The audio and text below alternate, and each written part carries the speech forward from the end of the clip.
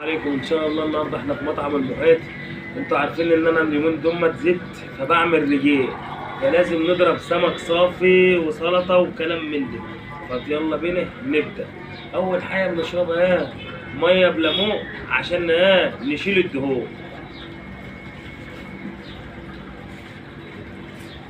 مطعم المحيط ده بتاع الحاج ابو السعود لطش. دي فين؟ انا موجود ضمن هو. تعالى كده يا حاج ابو السعود، تعالى. 5 بولت من الاصل، ما كلها بروتين بقى، كلها بروتين. هنخش على كده وري الناس. لا، كلها بروتين، لازم كلها بروتين. وايش يسد يوعك يا عبده، وايش يسد يوعك يا عبده.